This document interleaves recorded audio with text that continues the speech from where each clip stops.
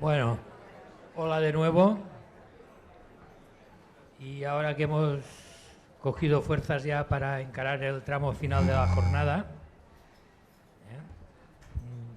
os voy a intentar presentar al doctor Pío Bucetic en toda su dimensión, en lo que representa en este mundo que os estamos presentando en estas jornadas de etnopsicología. Os he de decir que gracias a mi buena amiga la doctora Esther Costa, con la que además comparto talleres de introducción a la TEP y hipnosis ericksoniana, tuve conocimiento del doctor Bucetic a través de las nuevas tecnologías. La doctora Costa me envió un link a un vídeo suyo, que creo que está grabado en México, en el que mostraba con sencillez su gran conocimiento de la medicina indígena amazónica y de la psicoterapia y la medicina occidental, haciendo integración de los dos conocimientos impecable a mi entender. En aquellos momentos me encontraba yo en una situación ambivalente respecto a hacer mi primera experiencia con la ayahuasca, que todavía se dilató por espacio de un año. En mi decisión de seguir adelante pesó de forma decisiva el revisionado de este vídeo del doctor Pío Bucetic.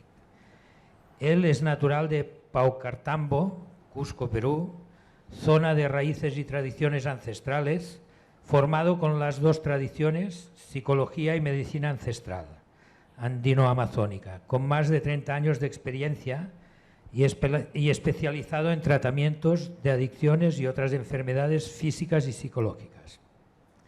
La integración no es una mezcla de acontecimiento entre dos concepciones en beneficio de las personas.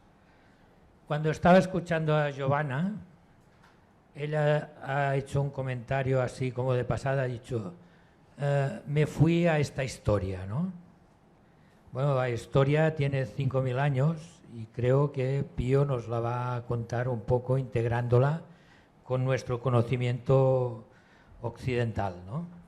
El chamanismo y la medicina indígena amazónica, la riqueza de sus plantas medicinales y técnicas de ampliación de la conciencia, con la psicología y psicoterapia occidental, sus técnicas interpretativas, elaborativas e integradoras de la personalidad, ofrecen la posibilidad de instaurar un trabajo de conexión y sincronía transpersonal integrativa, cuyos resultados rebasan los actuales conceptos de salud y son recomendables para las personas. Al final del debate os avanzaré un par de noticias sobre las actividades más inmediatas del grupo de psicología que pienso os van a interesar. Sin más, os dejo que disfrutéis del doctor Pío Bucetic y su ponencia sobre medicina tradicional, ayahuasca y psicología. Agradezco a la Universidad Abierta de Cataluña por la invitación y en este caso pues me siento contento porque es algo que tiene que ver con mi trabajo en la vida, ¿no? Es decir, hay dos mundos. Estos dos mundos tienen mucha dificultad en entenderse e interpretarse. Esta historia es muy antigua, ¿no? Tiene 5 siglos más o menos de antigüedad. Y si vemos, por ejemplo, los primeros trabajos de traducción del quechua al español, lo hicieron los dominicos, ¿no? Hace varios siglos. Y había una actitud de casi pánico frente a todo lo que era la vida espiritual prehispánica, en el Perú, por ejemplo, que soy de allí. Entonces, las terminologías que se traducían de lo que tenía que ver con el mundo de la cosmovisión andino-amazónica, era bastante prejuiciosamente traducida. Y esto viene desde el nombre, ¿no? Aya, ¿no? En quechua sabemos que huaño es un término que tiene que ver con la muerte, pero aya tiene que ver con algo que rebasa la muerte, que continúa la muerte, ¿no? tiene que ver no con un final, sino con un nuevo comienzo, ¿no? Con algo que sobrevive al cuerpo físico. Sin embargo, en las traducciones desde hace siglos figura como sinónimo de guaño, ¿no? Entonces, muchas personas traducen este término como muerte, ¿no? Y si escuchamos a Giovanna, por ejemplo, ella estaba en la muerte y el ayahuasca le conectó con la vida, le ayudó a conectar con la vida, a tomar la decisión de vivir, ¿no? A recuperar el derecho de decidir finalmente qué es lo que quería, ¿no? Por supuesto que eso no lo hizo el ayahuasca, lo hizo ella, ¿no? El ayahuasca fue un instrumento, una ayuda. Pero, de todas maneras, la palabra haya está asociada a la energía, al espíritu tutelar de algo, ¿no? Es decir, a la naturaleza tutelar de uno mismo. Y también se ha utilizado para, por ejemplo, expresar los orígenes de la cultura misma en el Perú. Por ejemplo, hay una serie de mitos, de leyendas sobre los hermanos Ayar y los orígenes de la nación de los incas, etcétera, ¿no? Entonces, desde sus inicios ha habido mucho prejuicio y esta dificultad de estos dos mundos aún no ha terminado. Actualmente, por ejemplo, este recurso medicinal, que es un patrimonio cultural de la nación en el Perú, está en una lista negra, aquí, en muchos lugares del mundo, sin tener narcotráfico, sin tener adictos, sin tener ningún criterio absolutamente, por ejemplo, con el tema de las adicciones a las drogas y todo esto. Entonces, esta incomprensión de estos dos mundos permanece, ¿no? Y esto hace que este recurso medicinal sea mucho más difícil de beneficiar a la humanidad. Y por otro lado, el ayahuasca es una planta. Es una planta que, como cualquier recurso medicinal, puede tener un uso medicinal y otro tipo de usos, ¿no? Es decir, hubo una palabra que me gustó mucho, una frase que me gustó mucho de Giovanna, que dijo: con el ayahuasca se puede achicar el ego o agrandarlo. Por supuesto, ¿no? El ayahuasca es como un bisturí, depende en qué manos esté. Se puede salvar o se puede matar, ¿no? Y en este tipo de plantas, mucho más todavía, porque tiene efectos no solo sobre el cuerpo, ¿no? Me han parecido fascinantes los estudios que están realizando, ¿no?, a nivel bioquímico, y creo que da mucha luz sobre lo que se puede hacer. El problema es que, claro, el ayahuasca es una planta que puede abrir muchos espacios, entonces es muy difícil intentar hacer como un recurso, como una pastilla, por ejemplo, que pueda comprarse en la farmacia y administrarse médicamente, porque te puede abrir cualquier cosa, ¿no? Y nuevamente volvemos a la frase de que, claro, podemos hacer como que no existieron esos 5.000 años, una vez más, ¿no? Es decir, es la sustancia, ¿no? No necesitamos más que ella, podemos comprarla por internet o hacer lo que sea y administrarla de alguna manera y omitir esos 5.000 años de desarrollo, de experimentación y de desarrollo de protocolos muy rigurosos que hacen que el uso medicinal de esta planta sea seguro, ¿no?, y pueda ayudar, ¿no? Por ejemplo, les doy un ejemplo: la uña de gato. La uña de gato, Uncaria tomentosa, es una planta que tiene efectos antiinflamatorios demostrados.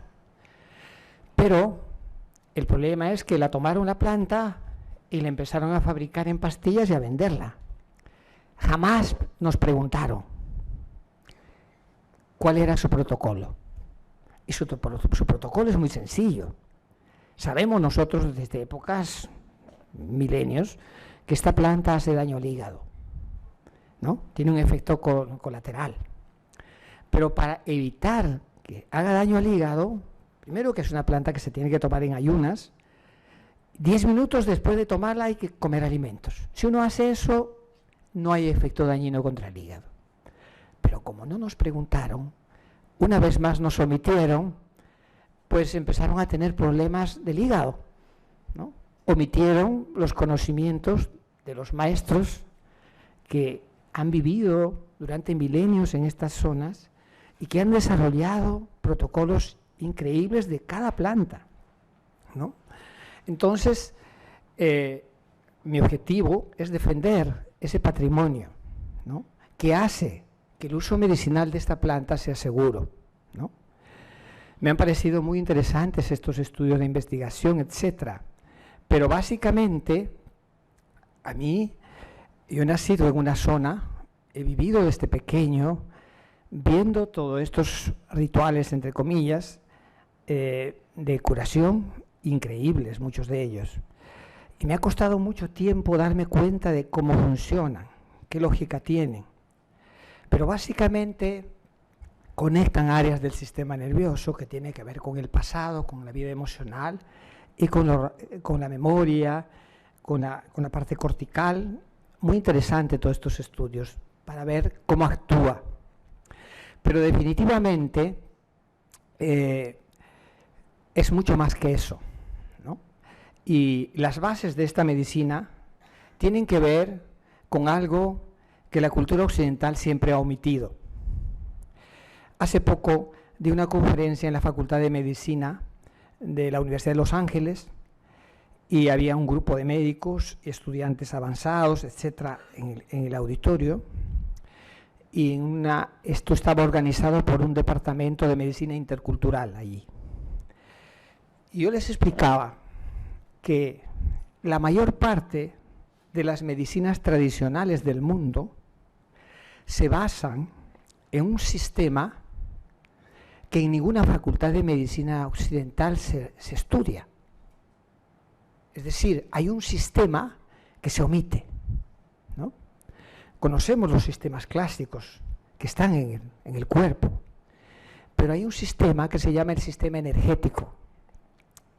Y en este sistema están basadas la mayor parte de las medicinas tradicionales del mundo. Por ejemplo, la medicina china tiene bastante mapeado todo esto. La ayurveda, la medicina japonesa, coreana, birmana, tailandesa. La mayor parte de las medicinas orientales tienen estos mismos principios. Es decir, que donde se entrecruzan varios sistemas, hay como núcleos energéticos. Y que por el cuerpo, además de todo lo que circula, que sabemos, circulan energías. Y cuando estas energías se bloquean, entonces se desordenan, ¿no? Y al desordenarse, se producen sobrecalentamientos y déficit de energía en la persona y además se desconecta la persona de lo que le rodea. Esto es energéticamente, por supuesto, ¿no? Entonces, lo que hacen es las medicinas, la mayor parte de las medicinas tradicionales tienen técnicas específicas de cómo desbloquear estos núcleos que están bloqueados y cómo hacer que la energía circule para que cualquier tratamiento que realice la persona pueda dar mejores resultados. O sea, que ni siquiera es excluyente con la medicina convencional ni las medicinas alternativas, ¿no? El problema es que esto está omitido en la medicina, pero por lo menos en la mayor parte de las facultades de medicina. Hay algunas que están desarrollando medicinas alternativas y están empezando a revisar esto. Creo que es la medicina del futuro. De todas maneras, mayormente, por ejemplo, alrededor de este principio se han desarrollado la mayor parte de las medicinas tradicionales. Y en el caso de la medicina tradicional, en el Perú, en América en general, está basado en el mismo sistema, ¿no? La diferencia es que se han desarrollado técnicas tan originales, realmente tan originales, que es algo increíble, impresionante, ¿no? Estuve en una ceremonia con esta medicina, con un médico chino, de la China, ¿no? Entonces, yo le señalaba los bloqueos que él tiene y con lo que tenía que ver, y él me decía su nombre en chino y si tenía una afinidad. Era lo mismo. Y yo doy el ejemplo, ¿no? Es como los ginecólogos, ¿no? Los ginecólogos del mundo están sobre el mismo material, sobre el mismo contenido. Hay pequeñas diferencias de acuerdo a la cultura, tonalidades, etcétera, pero es lo mismo. El sistema energético es igual, o sea, es universal, ¿no? Hay tal vez pequeñas diferencias, pero mínimas. En el fondo es lo mismo. Y si hablamos de la psicología, es cierto que Freud hablaba del aspecto del enfoque energético de las emociones, etcétera, pero eran teorizaciones que nunca se retomaron.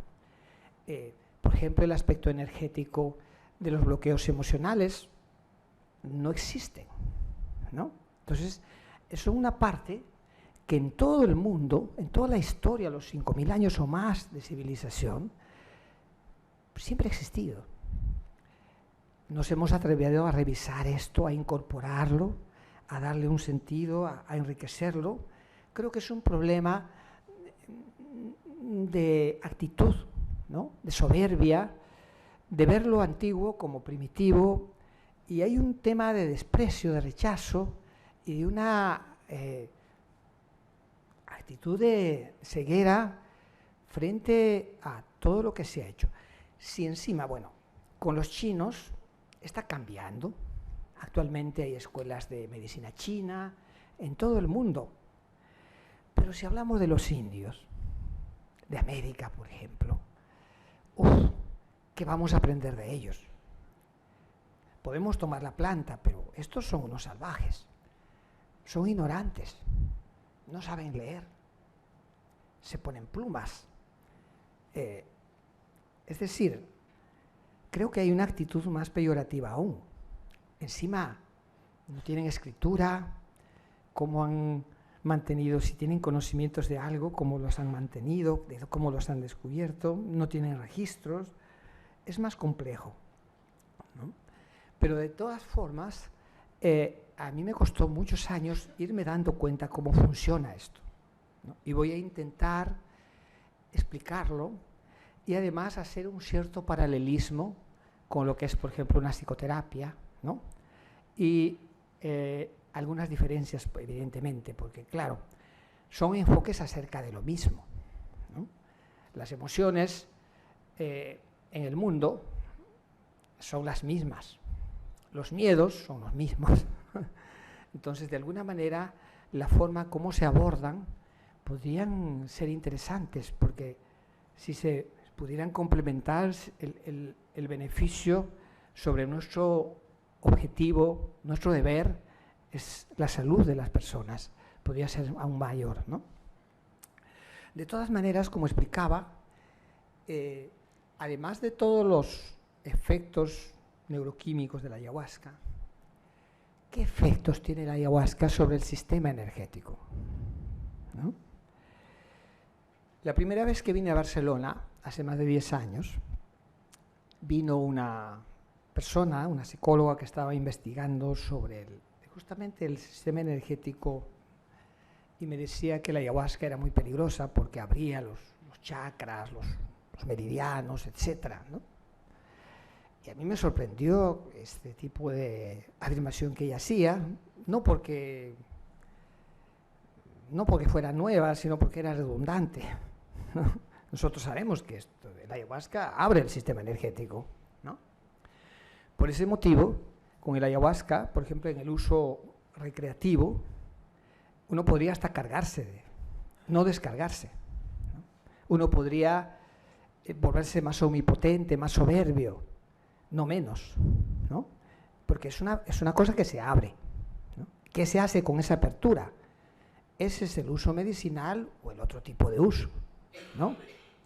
Por ejemplo, se aprovecha en el uso medicinal ese estado de apertura que produce para desbloquear, descargar, ¿no? Contenidos que la persona tenga, ¿no? En el uso medicinal, para empezar, hay una dosis personal, hay un protocolo, hay una entrevista, una evaluación previa del paciente. en el uso medicinal jamás se le da a la persona sin conocerle, sin saber para qué, sin saber su historia, sin conocer un poco su necesidad y sin calibrar, porque en mi caso, por ejemplo, me he pasado muchos años aprendiendo una enseñanza que era incomprensible realmente en términos racionales, ¿no? Porque claro, en mi caso afortunadamente he nacido en una zona indígena, aunque no parezca, ¿no? Por el origen de mi padre, no parezco, pero soy, ¿no? Los maestros que he tenido han sido ninguno mestizo, yo soy mestizo, como se darán cuenta, pero mis maestros han sido indígenas netos. Ninguno ha tenido ningún maestro mestizo. Los conocimientos que me han transmitido, que me han hecho acceder, han sido originales de linaje, ¿no? Por lo tanto, sus enseñanzas han sido absolutamente incomprensibles de primera entrada, pero con el tiempo me he ido dando cuenta del sentido de esto, ¿no? Es decir, nunca te enseñan, sino te dicen cómo acceder al conocimiento. Te dan pautas para acceder a ello, ¿no? Entonces eso demora más tiempo, pero el conocimiento que se va adquiriendo es un conocimiento ya demostrado en la práctica, es decir, hay una orden diferente del acceso al conocimiento y hay una vía distinta de acceso al conocimiento. Por ejemplo, una de las cosas importantes es que en la cultura occidental se accede al conocimiento a través de la razón, ¿no? A través de los libros, distintos tipos de información. Pero ¿cómo se accede al conocimiento en una cultura sin escritura y con una tradición oral casi nula? Los maestros indígenas son muy parecidos a los maestros del budismo zen, por ejemplo. Los maestros del budismo zen jamás te dan una respuesta, siempre te mandan al desvío y tú te pasas a veces meses pensando en lo que te dijeron y finalmente te das cuenta de lo que te querían decir, pero es una forma bastante lenta y complicada de acceder. A veces yo les hacía preguntas a mis maestros, algunos de ellos eran analfabetos y a veces me mandaba una carcajada y yo decía, este se está burlando, pero con el tiempo me iba dando cuenta de lo que me querían decir, pero por mí mismo.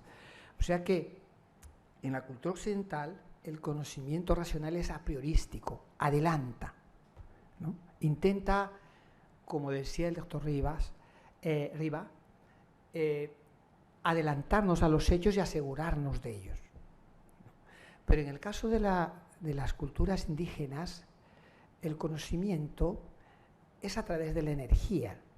Son formas subjetivas de conectarse con el sistema energético y a través de él se va accediendo al conocimiento. Y es un conocimiento que primero se aplica y cuando ya se demuestra que funciona en la realidad recién se incorpora racionalmente. O sea, no es a priorístico, sino es a posteriori. Es, por ejemplo, una diferencia. No solamente la vía de acceso, sino que lo racional es a posterior, no es a priori, ¿no? Pero esto, por ejemplo, es todo a través del sistema energético, ¿no?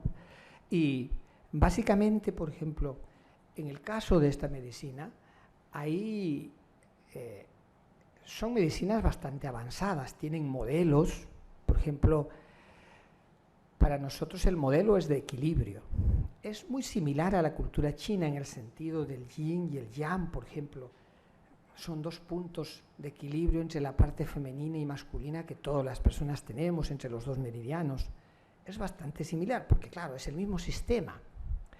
La diferencia es que además de estos dos puntos que tienen, por ejemplo, la medicina china, hay otros dos, ¿no? Que es el mundo de las energías y el mundo material, ¿no?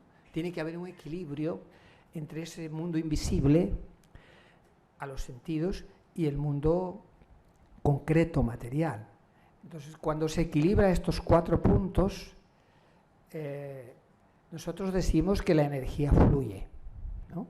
Entonces, todo está basado en el principio de la energía. Nosotros diagnosticamos a través de esto, accedemos al conocimiento a través de esto. Es decir, por ejemplo, hay un término, porque claro, si por el cuerpo circulan energías, ¿no es cierto?, ¿de dónde vienen? ¿No? Es como un río que tiene un círculo de energías, entonces tienen una fuente. Esa fuente se llama Nuna. Cuando fluye se llama Monai, ¿no? Entonces es el principio vital, la energía vital.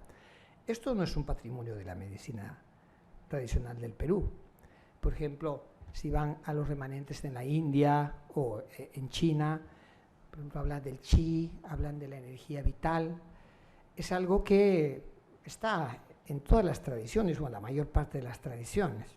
Solo que aquí se trabaja bastante sistemáticamente en esto.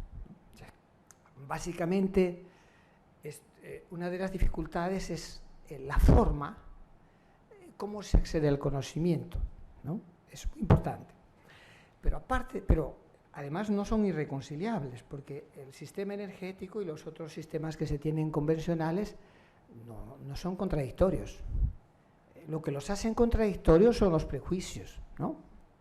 Y además el hecho de no ser estudiados rigurosamente, de no ser revisados, incorporados, también limita mucho y hace que estos conocimientos se vayan banalizando y se vayan perdiendo la rigurosidad, la seriedad que requiere, ¿no? Entonces, es una de las cosas básicas, ¿no? Ahora, es interesante porque el modelo del equilibrio, por ejemplo, que tiene que ver con lo que es la salud en nuestra cosmovisión, no es porque un equilibrio es como una balanza quieta. Y en este caso, para nosotros el equilibrio es dinámico, es movimiento, es conexión, ¿no?, con uno mismo y con todo, ¿no? Es decir, para nosotros es una fantasía que todo está separado. Nosotros artificialmente, mentalmente, separamos las cosas. Pero cuando accedemos a la realidad del mundo interno nos damos cuenta que todo está relacionado, ¿no? Esto, por ejemplo, desde la física cuántica es más fácil entenderlo. Pero de todas maneras es un modelo de equilibrio dinámico. ¿Qué palabra se puede utilizar allí? Tal vez armonía, pero es un poco difícil. Por ejemplo, en quechua le llamamos el Kausaipuri, que es la energía que cuando va fluyendo va enseñando, va guiando a la persona. Básicamente, por ejemplo, hay una cosa importante de diferencia entre la psicología y la medicina ancestral, ¿no? Nosotros en la psicología estamos un poco a ciegas, ¿no? Es decir, nos basamos en toda la historia de la persona, en toda su conflictiva, los traumas sufridos, etc. E intentamos de distintas formas, con distintos enfoques, ayudar a la persona desde su propio drama, ¿no? En el caso de la medicina ancestral también hacemos lo mismo, pero con una diferencia. Primero, que es un acceso complementario al mundo interno, ¿no? No es un acceso a través de la palabra, ¿no?, sino es un acceso a través de la energía que se va produciendo reconexiones en la persona. Pero además, como les explicaba, como está basado en el sistema energético, hay una fuente de energía dentro de la persona.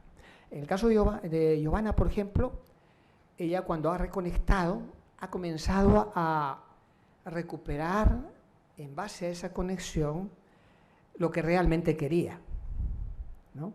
Y ha tomado decisiones importantes en su vida. Vale decir que no es que la ayahuasca le haya hecho el trabajo, ¿me entiendes? Le ha ayudado. Ella ha hecho el trabajo. Ella tomó sus decisiones. La planta es un recurso maravilloso para ayudar a que la persona reconecte. Pero en el caso de la psicología es como que no existe esa parte. Y eso hace que el trabajo sea muchísimo más árido. En mi experiencia terapéutica, por ejemplo, era algo que a mí me generaba un poco de desazón, ¿no?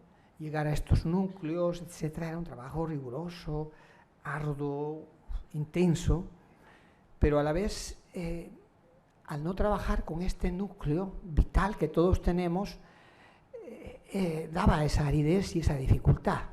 En el caso de la medicina ancestral es la base, es el principio de la humanidad, ¿no? Y básicamente ese núcleo energético que hace que todo esté vivo es el que genera el reordenamiento, ¿no? hay algunos temas difíciles entre los dos enfoques. Por ejemplo, uno de los temas complicadísimos es el tema de lo sagrado. Alrededor del tema de lo sagrado hay desencuentros tremendos, ¿no? ¿Por qué? Porque, por ejemplo, yo estoy seguro, ustedes van al Perú y les van a decir, este es el templo del sol, aquí se adoraba al sol, aquí se adoraba la luna, aquí se adoraba las estrellas, se adoraba la tierra. Prácticamente en el Perú eran unos ociosos que estaban adorando todo el tiempo todo. Pero el concepto de adoración, por ejemplo, de las religiones monoteístas, por ejemplo, el cristianismo, ¿no? Es un concepto que no ha existido en América. Por ejemplo, yo no sé de dónde han sacado, sinceramente. Yo he nacido en una zona de tradición chamánica y he visto maestros desde niño, maestros increíbles, cosas que he hablado con algunos descendientes directos de estos linajes, ya no hay. Y al ver esto, yo he dicho, bueno, estas personas de niño, ¿cómo han accedido a esto, no? Pero es interesante, por ejemplo, el hecho de que lo sagrado, yo nunca he visto adorar a nadie, a la tierra, por ejemplo, a la Pachamama, ni al sol, ni a la luna, ni a nada. Eso no nunca ha existido en el Perú. Eso es una interpretación interesante de los antropólogos desde sus escritorios, pero desde la base misma no existe, no ha existido en América eso. Es decir, existe sí una conexión, una especie de alianza energética con las distintas energías de la naturaleza, pero eso no es adoración, es otra cosa, es una cosa útil. Si se fijan en los templos del Perú, por ejemplo, no hay ninguno siquiera que esté como una iglesia, por ejemplo. Todos tienen sembríos, irrigaciones, cosas prácticas, porque el hermanarte o el unirte con alguien, hacer alianza con alguien, no es un acto de sacralización así al estilo occidental. Al hacer esto, le damos a la planta, del lugar que tiene, que es un recurso medicinal respetuoso, con un espíritu sabio, la entronizamos en un lugar que tiene que ver con la religión católica, cristiana, por ejemplo, ¿no? Que eso en el Perú no lo tenemos, por supuesto, porque la cosa está bien diferenciada. Pero al traer esto aquí, por ejemplo, y hablar de la planta sagrada en términos ya cristianos, hay una distorsión muy grande. Entonces, se produce una distorsión del uso medicinal, en el sentido de que la planta sagrada comienza a ser como una especie de la Virgen María que nos va a iluminar y que nos va a enseñar y que nos va a guiar la vida. Y que yo sepa, Giovanna es la que ha guiado su vida, no la planta. Pero cuando se produce esa distorsión, se da una especie de consumo compulsivo que no tiene nada que ver con lo medicinal, ¿no? Entonces, hay como varias dificultades en los dos mundos que hacen que sea difícil la traducción de las cosmovisiones y que hacen difícil que sea ubicado este recurso maravilloso como una posibilidad, ¿no? De todas maneras, por ejemplo, en el uso medicinal, el ayahuasca no es, estamos hablando de una planta dentro de miles de plantas, ¿no? La importancia de la ayahuasca es que es una planta que pertenece al protocolo de esta medicina. ¿Por qué? Porque el primer uso es el uso para diagnosticar, ¿no? Al explicarles que hay un protocolo y que la persona, antes de introducirse en la posibilidad medicinal, tiene que ser evaluada. Quiere decir que en esas evaluaciones previas se hace como un cierto plan de trabajo. Y allí se hace una cosa importante, que es la dosificación incluso del medicamento. La dosificación es personal, ¿no?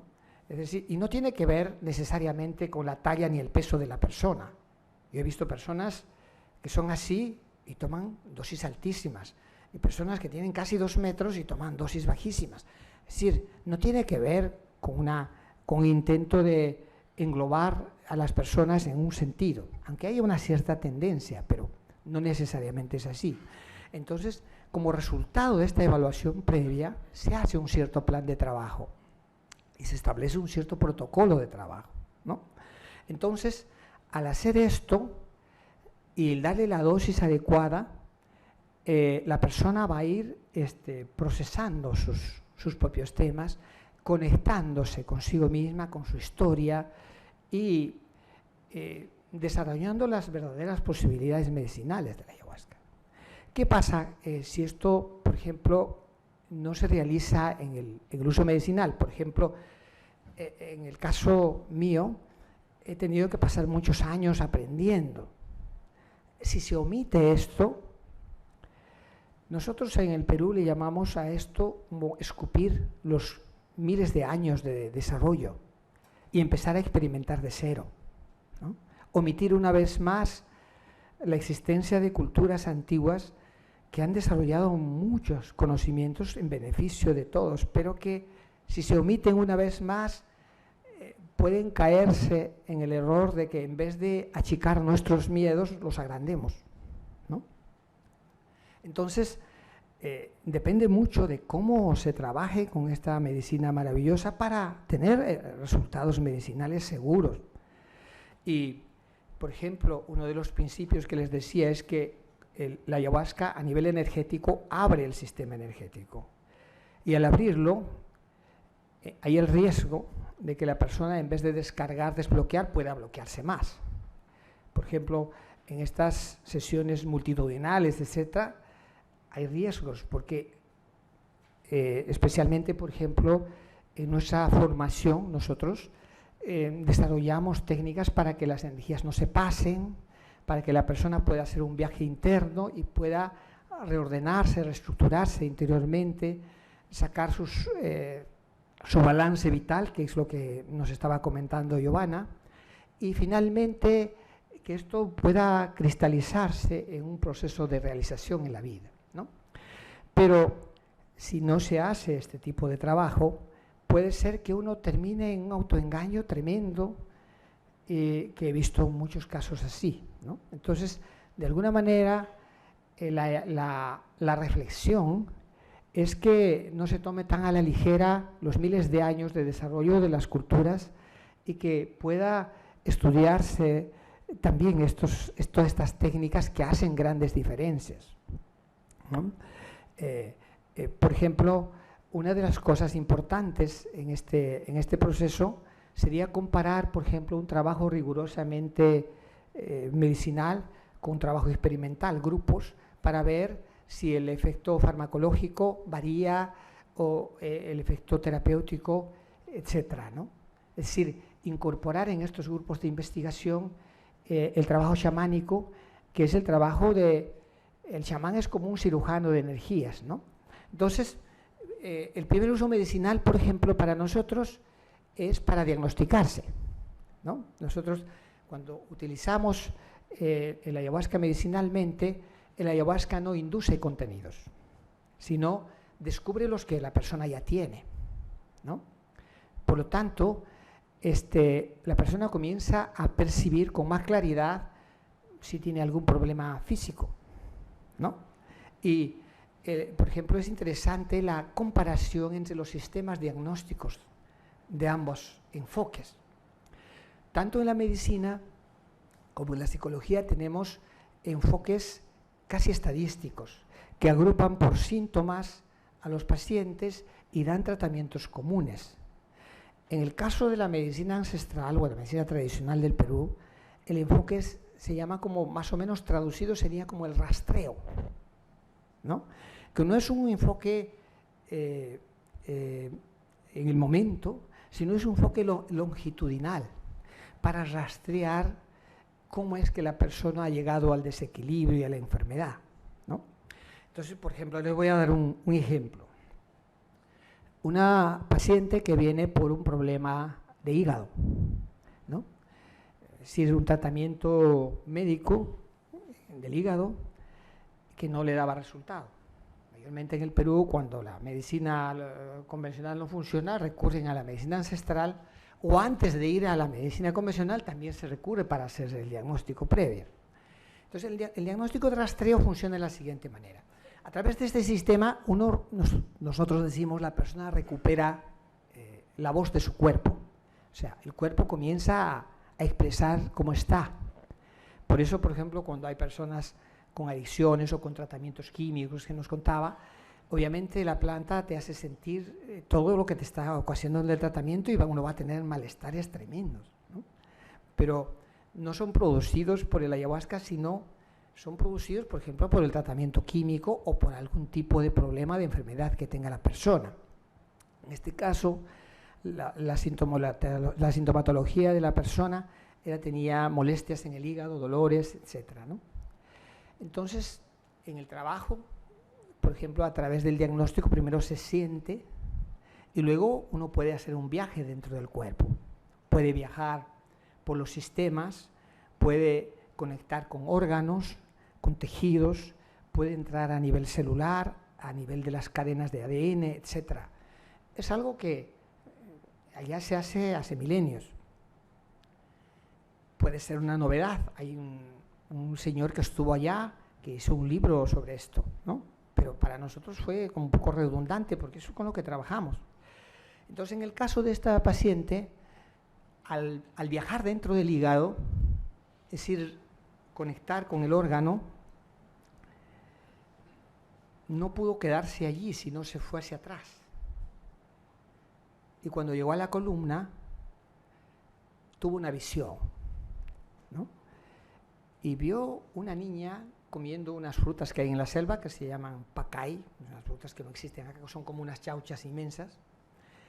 Y al abrir estas chauchas, que no son muy fáciles, que son como la golosina de los niños de la selva, ¿no? Perdió el equilibrio y se cayó. Se cayó de espaldas. Quedó obviamente inconsciente, ¿no? Y cuando vio a la niña, se reconoció.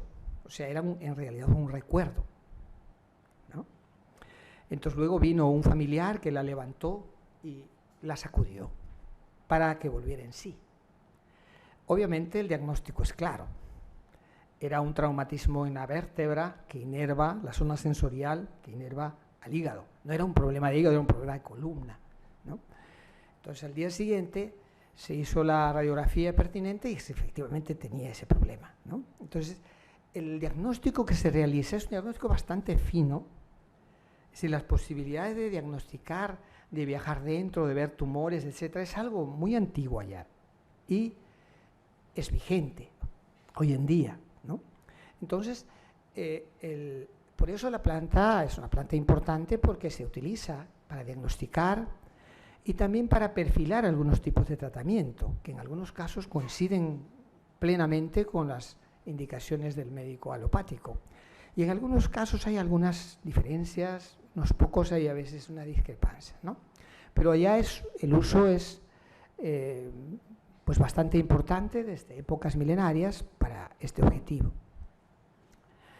Y básicamente en el cuerpo, por ejemplo, una de las cosas importantes aquí en relación, por ejemplo, a la psicología, es que la psicología en general tiende a omitir el cuerpo y a vivir las emociones de una manera casi abstracta, cuando el centro de las emociones está en el cuerpo, ¿no? Hay algunas escuelas que afortunadamente están acercándose cada vez más, por ejemplo la Gestalt, pero los brazos y piernas es donde menos hay, ¿no? Es decir, donde llaman por ejemplo en quechua le llamamos a los chakras popo, pero son los mismos, claro, ¿no? Lo que pasa es que en quechua es otro el nombre, pero es el mismo, son los mismos 7, etc. Y al omitir esto, por ejemplo, esta parte, hacemos más árido el trabajo. O sea, una de las recomendaciones, por ejemplo, una de las diferencias es de que para nosotros, para la medicina ancestral, en el cuerpo están las emociones, ¿no? Omitir al cuerpo de la psicoterapia es omitir los núcleos emocionales. Y estos núcleos emocionales están, por lo general, en los 7 chakras, por ejemplo, que es el término chakras es un término hindú, pero que es más conocido, por eso lo nombro, y que en estos núcleos se producen bloqueos de distinto tipo, y que, por ejemplo, en el caso del uso medicinal, del segundo uso medicinal, ¿no? Porque el segundo uso medicinal de la ayahuasca es a nivel psicológico, ¿no? Entonces, estos bloqueos emocionales se viven en el cuerpo, ¿no? Y como les explicaba, el acceso a las emociones es una vía complementaria al de la psicoterapia, no es contradictoria, sino es complementaria. En el sentido de que yo me acuerdo, por ejemplo, cuando en mis tratamientos de psicoanalista, a veces estaba años alrededor de algunos problemas, lo más rigurosamente posible.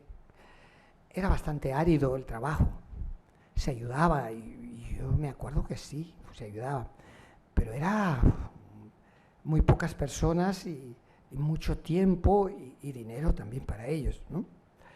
El acceso, y claro, a través de una psicoterapia, por ejemplo, uno tiene acceso, no sé si me estoy pasando, uno tiene acceso a la memoria verbal, a través del pensamiento. En este caso, uno puede tener acceso a memorias previas, etcétera, y bueno, esta es la segunda posibilidad de desbloquear y de reconectar a la persona con esas fuentes vitales que tiene. Igualmente, el tercer uso medicinal está asociado a lo que es la vida en situaciones de cambio, ¿no? Es decir, cuando uno está cambiando por evolución, o porque a veces te pasó, por ejemplo, yo atiendo muchas psicosis de guerra, de situaciones en países donde hay problemas, y la característica de la energía para nosotros es la mutabilidad. Por ejemplo, el enfoque energético, por ejemplo, de una violación, vamos a suponer una violación sexual. La energía del violador penetra en el sistema energético de la víctima y lo bloquea. Entonces el sistema consiste en quitar estos núcleos y reconectar a la persona con los suyos.